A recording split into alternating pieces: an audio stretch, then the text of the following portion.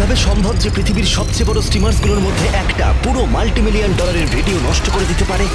এটা আমার চ্যানেলে Oh my পোস্ট করা God. হবে, এটা এখন আমার ভিডিও। ভিডিও যত এগোবে ততই ইন্টারেস্টিং হবে। এবার তুমি তোমার বন্ধুর জন্য একটা জায়গা কিভাবে ওপেন করছো সেটা দেখানো হবে। স্টুডিওতে আমরা লাইভ আছি, যা দেখে তোমার মুখ বদলে যাবে। এই জন্য রুল আরো স্পেসিফিক হওয়া উচিত। আর একটা সামান্য ভুলও গোটা প্রোডাকশনে ক্যাওসের একটা চেন রিঅ্যাকশন তৈরি করে দিতে পারে। এইসব দেখিও ফ্লেক্স করছে। এই ভিডিওটা ইউটিউবে আগে কখনো আসেনি। এবার দেখাই কিভাবে করা হয়েছে।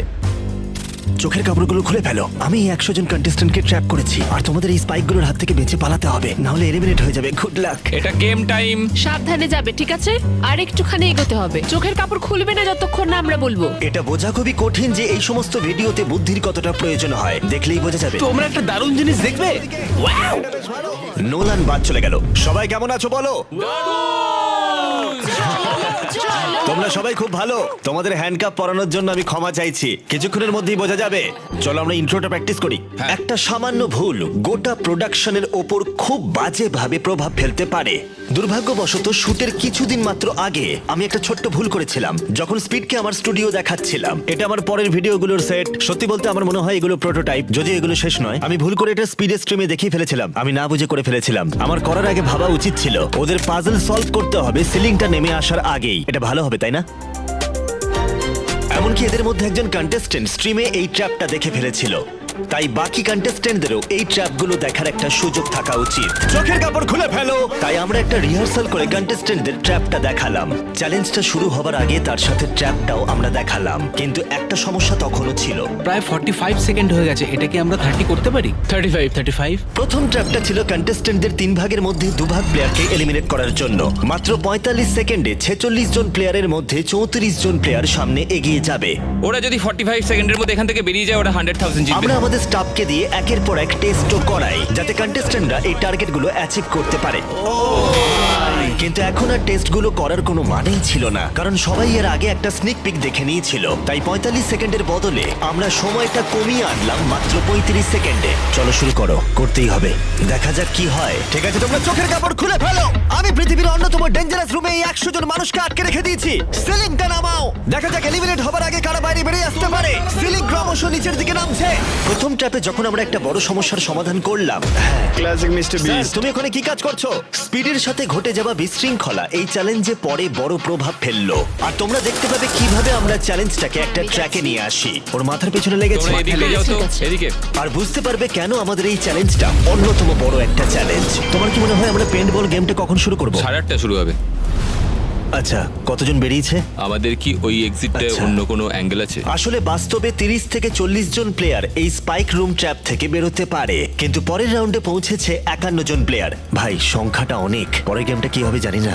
এই এরিনায় 50 জন প্লেয়ার ধরবে? কি মনে হয় বিশৃঙ্খলা হতেই পারে? ওরা কি পড়ে আছে দেখা যাবে?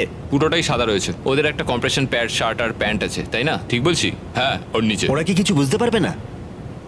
ব্যাপারটা হলো তুমি এখানে এক ওরা কাজ করো, কিছু এক্সট্রা দিয়ে দাও, হয়ে যাবে।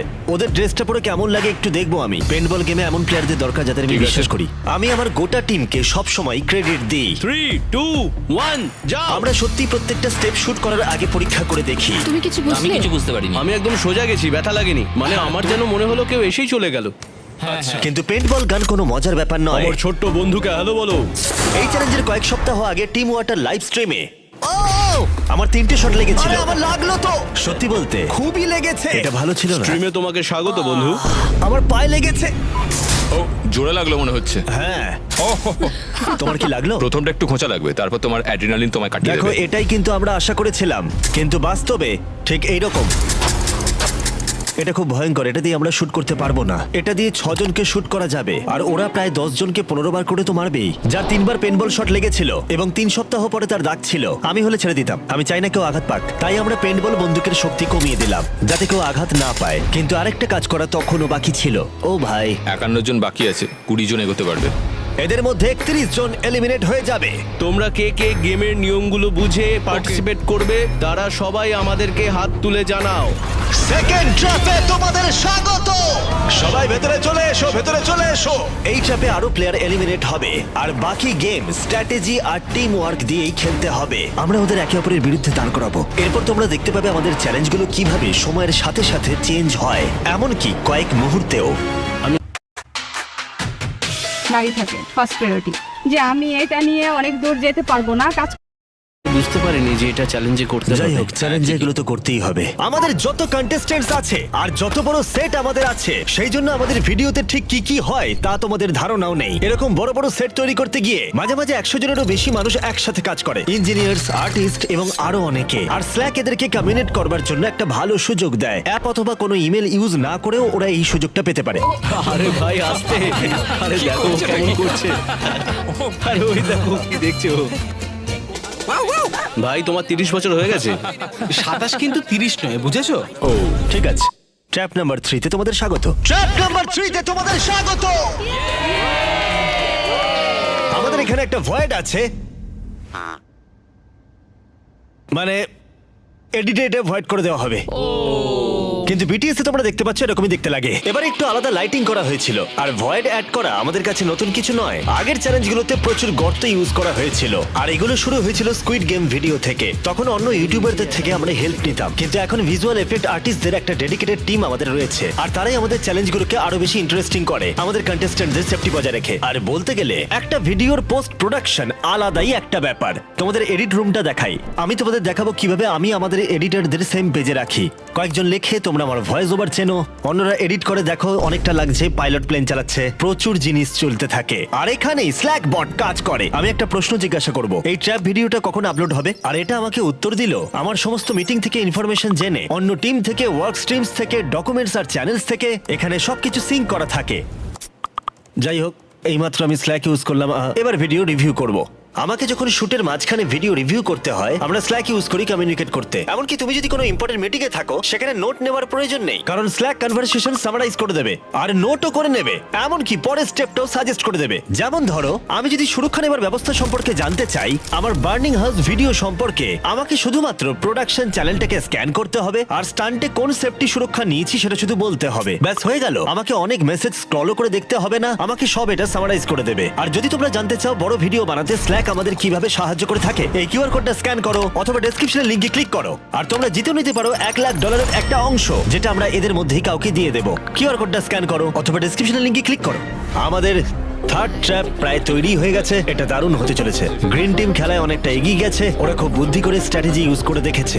অরেঞ্জ সেইভাবে এগোতে পারেনি। এটা ইন্টারেস্টিং, এই গেমে স্ট্র্যাটেজির অনেকটাই বড় ভূমিকা রয়েছে, তোমরা সবাই সেটা বুঝতে না পারলেও। কিন্তু এই পর্যায়েতে এসেও কিছু সমস্যা থাকতেই পারে এরপরের ট্র্যাপে, যার জন্য আমি তৈরি ছিলাম না।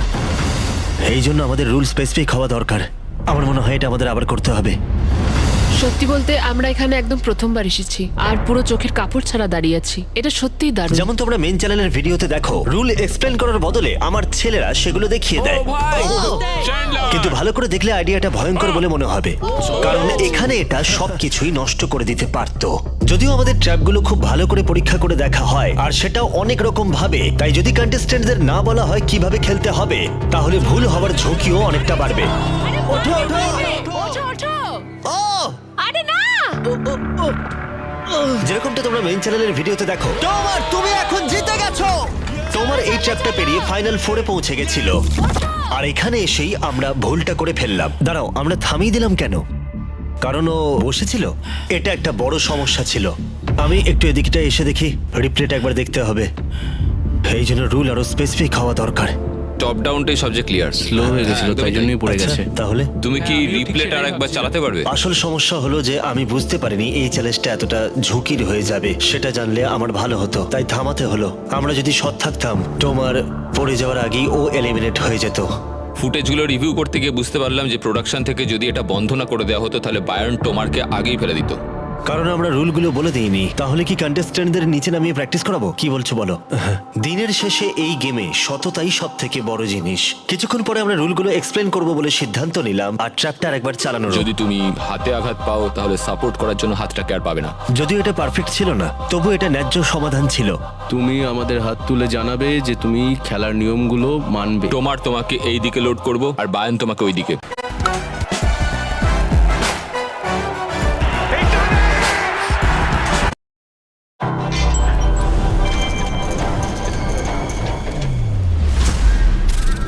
ঠিক আছে, তাহলে এবার ফাইনাল ট্র্যাপের সময় হয়েছে।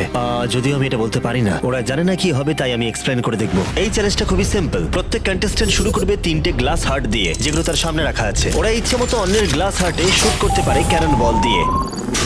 তার মধ্যে যে কন্টেস্ট্যান্টের সব গ্লাস হার্ট ভেঙে যাবে সে এলিমিনেট হয়ে যাবে। মজা হলো।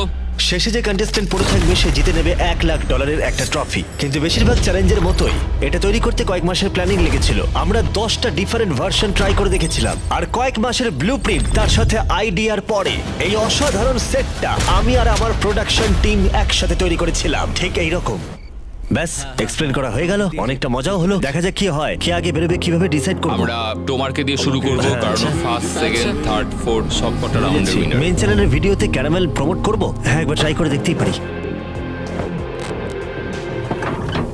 ঠিক আছে কন্টেস্ট্যান্টস, তোমরা সবাই কেমন আছো ওখানে? ঠিক আছে, কয়েক সেকেন্ডে শুরু হয়ে যাবে চ্যালেঞ্জ। আমি জানি দেরি হয়ে গেছে, কিন্তু এটাই হলো এই ভিডিওর আসল জায়গা।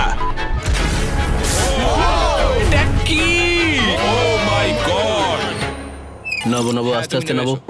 ওদিকে তুমি কিসলের দিকে যাবে? আমি কথা দিয়ে কথা রাখি ভাই। কেমন লাগছে তাহলে? বেশ, তাহলে ঠিক আছে। আর 13টা শটের পরে আমাদের প্রথম এলিমিনেশনের সময় হলো। নাও এবার করো। মেইন চ্যানেলের ভিডিওতে যখন একজন কন্টেস্ট্যান্ট এলিমিনেট হয় তখন এটা ঘটে। ওকে ফেলে দাও।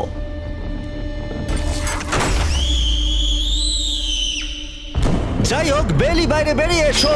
এটা অনেকটা দেখতে লাগে যে আমরা কন্টেস্ট্যান্টদের গভীর খাদে ফেলে দিচ্ছি, কিন্তু বাস্তবে এটা এইভাবে ঘটে। ঠিক যেমন জোসেফের মতো। একজন ছাড়া সকলেই এইভাবে পড়েছিল। ফেলে দাও। তোমাকে ভালোবাসি। ভাই মনে হলো আমার ভিতরে সবকিছুই নড়ে গেল। আর অনেক ঘন্টা পরে আমরা উইনারকে পেলাম। পেরেছি। ও মাই গড। ও, তুমি জিতে গেছো, এটা তোমার। তুমি ভালো খেলেছো। আমি শটটা মিস করলাম, কিন্তু আমি ওর জন্য খুব খুশি। যদিও চ্যালেঞ্জ শেষ হয়ে গেছে, তবু আমাদের নর্মাল ভিডিওগুলোর মধ্যে এই রাউন্ডগুলো শুট করতে প্রায় 5 ঘন্টা লেগে যেত, যার শুরুটা হয়েছিল রাত 1টার সময়। আর যখন আমরা শেষ করলাম তখন আকাশে সূর্যের আলো দেখা দিয়েছে।